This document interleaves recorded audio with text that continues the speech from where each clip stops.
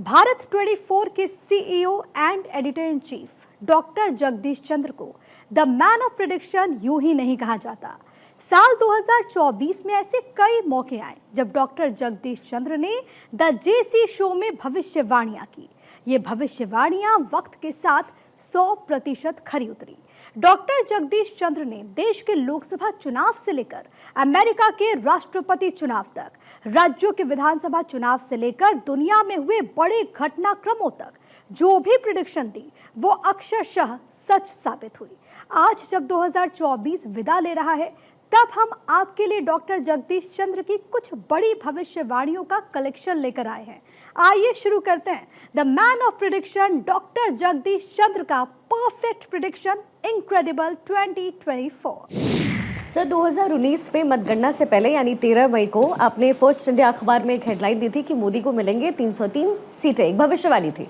इस बार क्या कुछ भविष्यवाणी आप करना चाहेंगे? आपने बहुत पुरानी बात याद दिलाई और बाई चांस अखबार मेरे सामने ये देखिए, मैं कैमरा पे इस अखबार को दिखाता हूँ। इसमें लिखा है बीजेपी 303 इन एवे। ठीक है, तो ये तो कोई सरस्वती की बात थी। सरस्वती बैठ गई थी हमारे एडिटर के मन में, हम लोगों के मन में जो है कि 13 मई को, ठीक है, अर्थात रिजल्ट निकलने से 10 दिन पहले फर्स्ट इंडिया अखबार ने हेडलाइन लगाई मोदी 170 और 303। ठीक है, और वो सही निकला, वो चमत्कार हुआ। कभी कोई यश ऐसे मिलता है व्यक्ति को, और एग्जैक्टली बीजेपी 303 आई। उससे फर्स्ट इंडिया की नई क्रेडिबिलिटी बनी, एक नया नैरेटिव बना उस अखबार के बारे में। दिस इज़ ऑल जो है। अगर सर घर में पूछा जाए, आप क्योंकि चुनाव के इस मंजर में भी सब उलझे हुए हैं, थोड़ा सुलझाने के लिए घर में आप बता दीजिए। मैं घर में जो है कैमरा बैठा हूँ, इसके बाद बता दूंगा तुम्हें जब शो खत्म होगा। लेकिन एक बात तय है कि आएगा तो मोदी ही। हेडलाइन काफ़ी है तुम्हारे लिए। सर भाजपा दावा कर रही है 400 पार और विपक्षी पार्टियां कह रही हैं 300 हमारे पास आंकड़ा होगा। तो दोनों के बीच में पॉसिबिलिटीज़ क्या है, 400 पार या फिर 300 की बात जो विपक्षी पार्टियां कर रही हैं, किस तरह की पॉसिबिलिटीज़ हैं? देखो, बेसिक पॉसिबिलिटी इस बात की है, एक तय करना है कि देश का नेतृत्व किसे सौंपें, वो कौन लीडर है देश को आगे बढ़ा सकता है। उस लीडरशिप में अगर देखा जाए तो नरेंद्र मोदी के अलावा कोई दूसरा व्यक्ति सामने नहीं दिखाई देता है। और इस चिंता के साथ में कि देश का नेतृत्व किसे सौंपें, हम संभावनाओं पर विचार कर सकते हैं। लेकिन सबसे बड़ी संभावना पे विचार करने से पहले एक बात जो कहना बहुत ज़रूरी है, वो ये है, हमारा जो आकलन है, irrespective of numbers, Modi is all set to take over the oath for the third time as the Prime Minister of the country। और इसके लिए आप देखिए, अभी आचार्य प्रमोद कृष्ण आए थे तो उन्होंने वहाँ आकर के सरेआम हमारे फंक्शन में कहा ये कि आप देखना इस बार वही नरेंद्र मोदी जाएंगे और ये कहेंगे मैं नरेंद्र दास दामोदर दास मोदी तीसरी बार प्रधानमंत्री के पद की शपथ ले रहा हूँ। आकलन है लोगों का अपना अपना, लेकिन चिंता ये भी है कि देश का नेतृत्व किसे सौंपें। अगर ऐसा नहीं हुआ तो इन सारी चिंताओं के माहौल में ही हम संभावनाओं पे विचार कर रहे हैं। And this is all academic discussion. चुनाव हो चुका है, इन ए वे 90% चुनाव हो चुका है। तो पहली संभावना 400 जिसे हम मानते हैं, मोदी भी जानते हैं, हम भी जानते हैं, ठीक है ना। It's a moral booster. ये कोई ग्राउंड रियलिटी नहीं है। आज की तारीख में 400 is not a ground reality.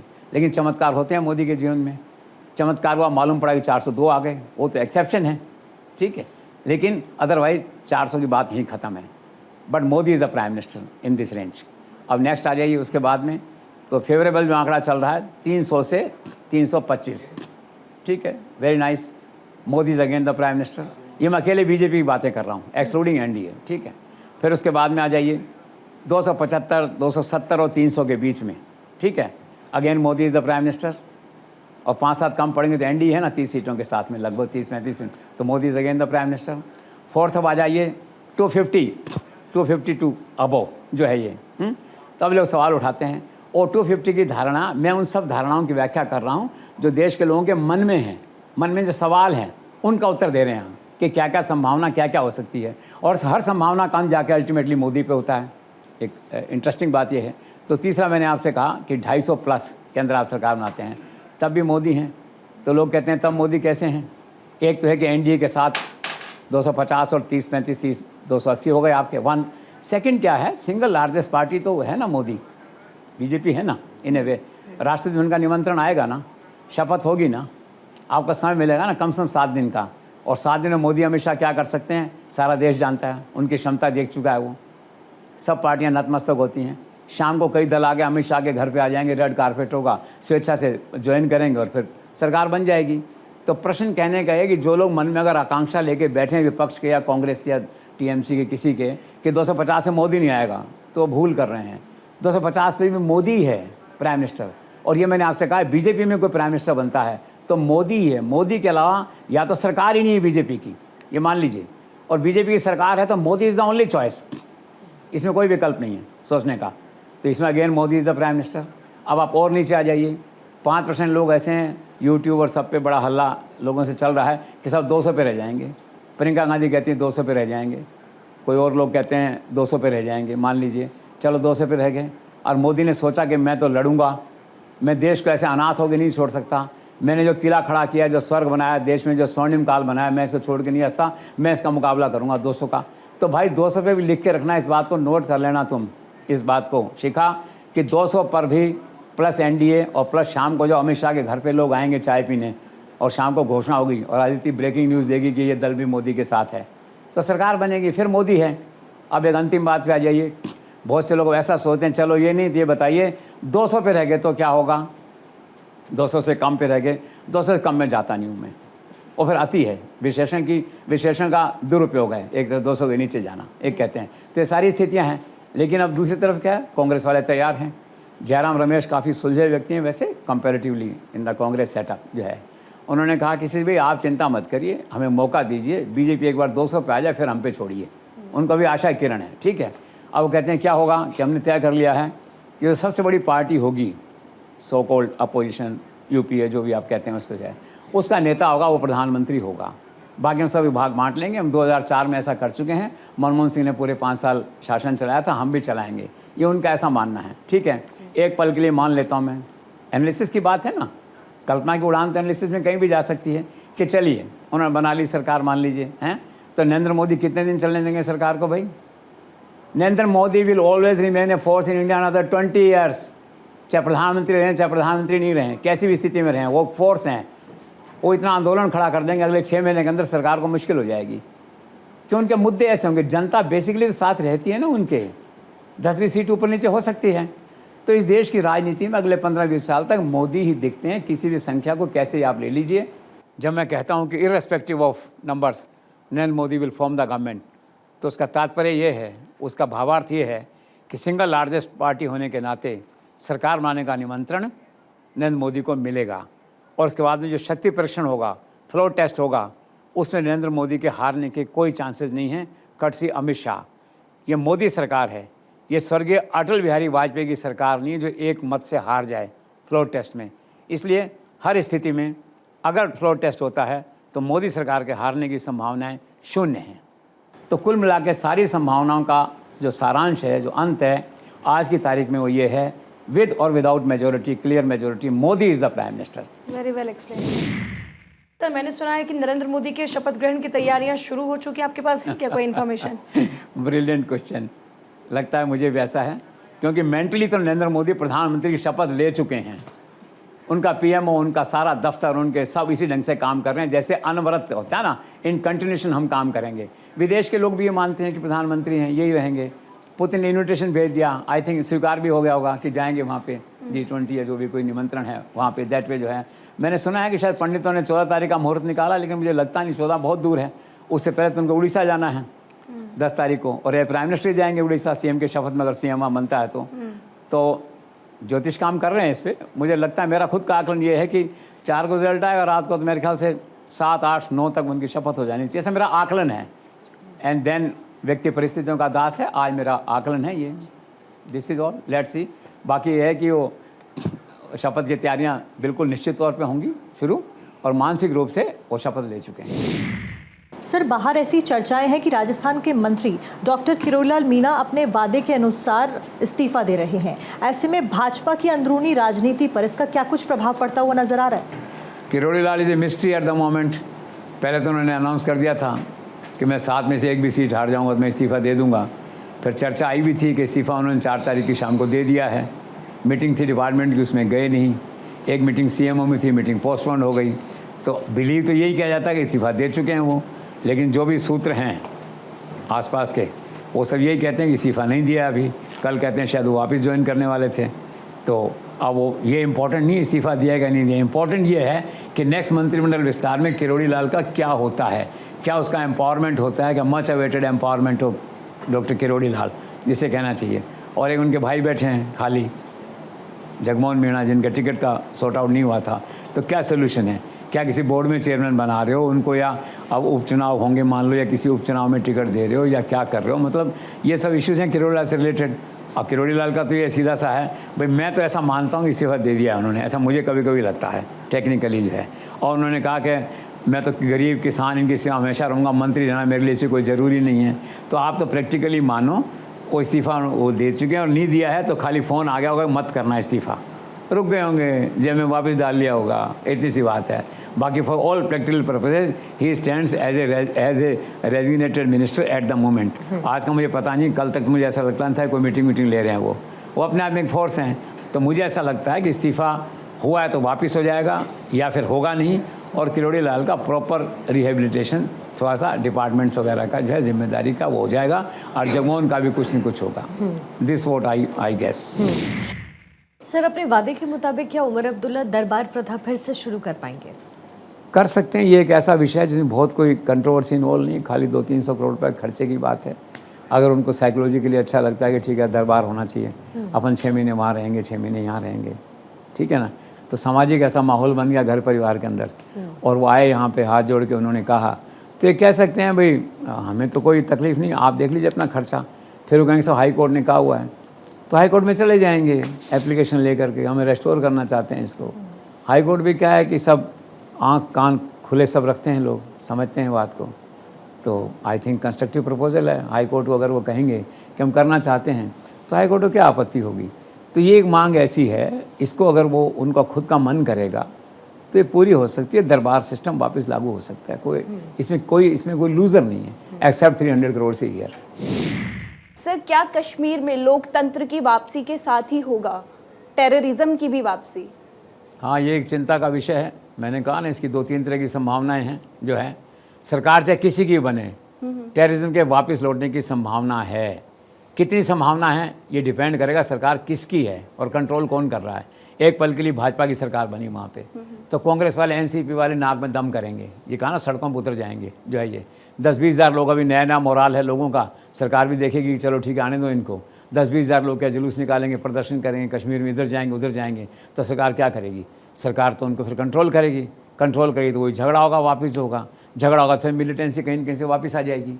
तो ये बड़ा एक कंट्राडिक्शन है सिचुएशन के अंदर कि हम लोकतंत्र की वापसी कर रहे हैं वहाँ पे, उसके साथ साथ उग्रवाद की भी वापसी हो रही है। उग्रवाद का मतलब होता है प्रदर्शन से शुरुआत होती है उग्रवाद की। प्रदर्शन है, फायरिंग है, झगड़ा है, बम गिराना, मिलिटेंट्स का लोगों को मार देना, वो फिर क्या होता है, जो प्रदर्शन आपका जो प्रोटेस्ट होता है वो टेररिज्म में कन्वर्ट हो जाता है। श्रीनगर के अंदर, कश्मीर के अंदर जो प्रोटेस्ट है, it finally turns into terrorism जो है ये। तो ये चिंता का विषय है ये। तो मुझे तो ऐसा लगता है कि लोकतंत्र की वापसी हो रही है, बहुत अच्छा है वापसी हो रही है। जैसे पहले मैंने कहा था क्या चुनाव के लिए तैयार है कश्मीर, आई कीपिंग माई फिंगर्स क्रॉस्ड, जो मैंने कहा था जो है। तो ऐसे मुझे लगता है कि ये एक चिंता का विषय है, क्यूरियोसिटी है। देखते हैं सरकार बनती है वहाँ पे, और सरकार बनने के 6 महीने के अंदर, 4 महीने के अंदर क्या हालात वहाँ पे बनते हैं। लेकिन हाई रिस्क वैल्यू जिसे कहते हैं वो है सिचुएशन। सर, अब दोनों में से कोई भी जीते, लेकिन आपको क्या लगता है कि भारत के लिए हितकारी कौन होगा? देखो, भारत तो ऐसा है, Narendra Modi is in command, he dictates. सेना का विषय हो, मतलब डिफेंस का सब्जेक्ट हो, आर्म्स का प्रोक्योरमेंट हो, पॉलिटिकल मूवमेंट हो, अपनी लीडरशिप देनी हो, यहाँ का कंज्यूमर मार्केट ओपन करना हो किसी के लिए, एफडीआईज़ को अट्रैक्ट करना हो, इतने विषय आगे बढ़ गए हैं। इकॉनमी इतनी आगे बढ़ गई है कि politics has taken A back seat, economy has taken A front seat. और आज की तारीख में अमेरिका कोई भी राष्ट्रपति बने, कोई भी हो, वो भारत को इग्नोर नहीं कर सकता। तो जो अब ऐसे ही चलता रहेगा, और जो नया राष्ट्रपति आएगा उसका एक ही काम होगा, आज जो रिश्ते हैं भारत अमेरिका के, उसको आगे कैसे बढ़ाया जाए, ठीक। लेकिन एकेडमिक एनालिसिस की अगर हम बात करते हैं तो it is very interesting to see कि कौन भारत के लिए हितकर है। तो पहले जानना ज़रूरी है कि नरेंद्र मोदी ट्रंप के संबंध कैसे हैं, नरेंद्र मोदी कमला के संबंध कैसे हैं, ठीक। ट्रंप उन्हें अपना दोस्त मानते हैं, और ट्रंप ने अभी पिछले दिनों कहा है जब ये जा रहे थे वहाँ पे कि नरेंद्र मोदी शानदार आदमी है, मुझसे मिलने के लिए आ रहे हैं। वो नरेंद्र मोदी मिले नहीं, इतने एंगेज थे, बिजी थे, नहीं मिले, कमला से भी नहीं मिले, इनसे भी नहीं मिले, लेकिन उनका ये हाका था इसके अंदर कि वो मुझसे मिलने के लिए आ रहे हैं। वो करीब हैं आपस में रहते हैं ये, ठीक। और पिछली बार क्या 2019 में नरेंद्र मोदी गए थे तो हाउडो मोदी हुआ था, आपको ध्यान है? यस। टेक्सास के ह्यूस्टन शहर है शायद, वहाँ पे हुआ था, 50,000 लोग पहुँचे थे। वहाँ पे ट्रंप भी आए थे। नरेंद्र मोदी ने 12 मिनट तक ट्रंप की तारीफ़ की थी और मुस्कुराते रहे थे। तो रिटर्न गिफ्ट फेयर मिली उनको उस समय। वो गुजरात में आए, अहमदाबाद आए, जो है 1 लाख लोगों का वो स्टेडियम, जो संसार का सबसे बड़ा क्रिकेट स्टेडियम है, वहाँ फंक्शन हुआ। नरेंद्र मोदी हाथ में हाथ लेके पूरे स्टेडियम में घूमे उनके साथ में, और उसका नाम था नमस्ते ट्रंप, उस कैंपेन का जो नाम है। तो गदगद पराकाष्ठा जो है संबंधों की जो है। लेकिन क्या है कि जो बिजनेस की बात आती है तो वो जो ट्रंप हैं, ही इज़ अनकम्फर्टेबल, या यूँ कहिए कि is more inconvenient to India, Indian business interest. पहले तो उन्होंने क्या किया, पिछली बार भारत का जो दर्जा एक स्पेशल फेवर्ड नेशन की लिस्ट है उसमें से हटा दिया उसको। उससे क्या हुआ कि 2000 ऐसे प्रोडक्ट थे जो वहाँ के बाज़ार में बेचे जा सकते थे बिना टैक्स के, वो सुविधा समाप्त होगी भारत के व्यापारियों के लिए। तो काफ़ी नाराज़गी रही। इसी पॉइंट पे उसका जो व्यू है वो डिफरेंट है, कमला का जो व्यू है। इस तरह से वो जो वीज़ा होता है H1B समथिंग ऐसा कुछ कहते हैं उसको, तो वीज़ा उन्होंने कैंसिल कर दिया, मतलब बैन कर दिया वहाँ पे। कमला ने कहा नो, हमें बाहर के लोग चाहिए, अप्रवासी लोग चाहिए, यहाँ पे आएंगे, रहेंगे, अच्छे से काम करेंगे, हमारी अर्थव्यवस्था को आगे बढ़ाएंगे। तो इस पॉइंट पे देखें तो Kamala is more favourable to Indians, ठीक। और दूसरी हम वो बिज़नेस की बात कहते हैं, Kamala appears to be more favourable to Indian businessman जो है। फिर क्या हुआ कि नरेंद्र मोदी यहाँ तक कमला का, और दूसरी बात यह है, उनका ये कहना है कि India is a big spoiler और बिग एब्यूज़र इन मार्केट टाइज, ये ट्रंप का कहना है। तो उनका कहना है कि भारत के साथ जो समझौते होते हैं भारत उसका दुरुपयोग करता है, भारत अमेरिकन कंपनी ज़्यादा टैक्स वसूल करता है और हमें टैक्स कम देता है अमेरिका में जो है, ये उनका ऐसा आपस में व्यू रहता है। तो इकनॉमी की दृष्टि से देखा जाए तो ट्रंप जो है is more inconvenient to Indian business society. फिर जहाँ तक इनकी बात आती है, कमला की बात आती है, तो कमला से पहली बार नरेंद्र मोदी मिले 2021 में जो है, कहा कि भारत आइए, आपका इतिहास है सब यहाँ का जो है। तो उन्होंने उनकी माँ को पत्र भी लिखा प्रधानमंत्री ने और कहा कि भाई हज़ारों मील दूर हैं लेकिन रिश्ते हमारे जुड़े हुए हैं, अच्छे से नरेंद्र मोदी करते हैं जैसा जो है। उसके बाद लेकिन वो आई नहीं 4 साल तक यहाँ पे जो है। 23 में जब नरेंद्र मोदी वहाँ पे गए तो लंच पे बुलाया प्रधानमंत्री को जो है, और काफ़ी समय लंच पे दिया। 15 मिनट तक उन्होंने मोदी के पक्ष में ऐसे भाषण भी दिया, और एक अच्छे वर्किंग रिलेशनशिप हैं नरेंद्र मोदी और कमला के बीच में। लेकिन कुछ मुद्दे ऐसे हैं जिन पर थोड़ा सा वैचारिक मतभेद आता है, और ऐसा लगता है कमला भारतीय बैकग्राउंड कारण से भारत के कुछ जो एक्टिविस्ट हैं उनसे शायद संपर्क में हैं, या उनसे ज़्यादा उनको इन्फ्लुएंस कर लेते हैं। जैसे 370 पे उनका समर्थन नहीं है भारत के हिसाब से, और थोड़ा she has her own reservations. और कश्मीर में एक बार उन्होंने कह दिया था कि कश्मीरी नहीं समझे कि वो अकेले हैं, बाद में रेक्टिफाई किया उन्होंने अपने आप को, उस सिचुएशन को जो है। तो थोड़ा सा ऐसा लगा कि she is prone to Kashmir issues and human right issues in India, basically briefed by some activist, या कह सकते हैं कांग्रेस के लोग भी कह सकते हैं, जो भी अपोनेंट्स हैं नरेंद्र मोदी के, वो ब्रीफ करते हैं। तो जो ब्रीफिंग का जो कान है कमला का, वो उन लोगों को अवेलेबल है, सुनने के लिए अवेलेबल था। अलग बात है राष्ट्रपति बन जाएंगी तो बहुत सारी सीमाएं, बहुत सी मैच्योरिटी आपको लानी पड़ती, सारा करना पड़ता है। ट्रंप क्या 370 में भी साथ है, उनका कहना है कि भारत का आंतरिक मामला है, हमें इसमें क्या करना है। तो पर्सनली अगर देखा जाए, ऐसे आपको डिनर करना हो, पिक्चर जाना हो, आपको उसमें बग्गी में घूमना हो अमेरिका के अंदर, हाथ में हाथ तक घूमना हो, तो ट्रंप इज़ बेटर, ठीक है। लेकिन बिजनेस और जो वीज़ा और ये जो हार्ड कोर इश्यूज़ हैं, इनमें दिस लेडी इज़ बेटर जो है। तो लेट्स सी, अब 51% की बात है, इससे क्या बात आती है। सर, महाराष्ट्र में महायुति की सरकार बनने जा रही है, ऐसे में मुख्यमंत्री कौन होगा, इसको लेकर आपके पास क्या अपडेट है? इसके बारे में लेटेस्ट अपडेट ये है कि Devendra Fadnavis is most likely to take over the charge of the chief minister. इस पे भाजपा आला कमान में सहमति है। It's a consensus choice of Narendra Modi, Mohan Bhagwat, Amit Shah and JP Nadda. The party has taken a decision in principle. अब सवाल ये है कि जो दूसरे घटक दल हैं, खास करके शिंदे हैं, जैसे अजीत कुमार तो पहले समर्थन कर चुके हैं, शिंदे की बात है, उनकी सहमति लेने की बात है इसमें जो है, कि इसके लिए तैयार हैं। और थोड़ा बहुत कंसल्टेशन दूसरे लोगों से होता है, आसपास के छोटे जो लोग हैं, तो वो कंसल्टेशन का प्रोसेस अभी जारी है। कल उम्मीद थी कि दिल्ली में ये सभी लोग आएंगे यहाँ पे, तो शिंदे तो दिल्ली कल आए नहीं। जैसे मैंने कहा था, शिंदे का थोड़ा टेम्परामेंट और एटीट्यूड थोड़ा सा डिफरेंट है। और फडणवीस यहाँ पे आए, ओम बिरला की शादी में भाग लेके चले गए। अलबत्ता उस शादी में वो एक स्टार कैंपेनर की तरह वहाँ पे थे, सब लोग दौड़े उनकी तरफ, ऑटोग्राफ लिए लोगों ने। और मैं कह सकता हूँ कि जनरल जो चॉइस है, जनरल कंसेंसस है, जो मैंने कल भी कहा था, जो पब्लिक का मैंडेट है वहाँ महाराष्ट्र में, वो इस समय फडणवीस के लिए है।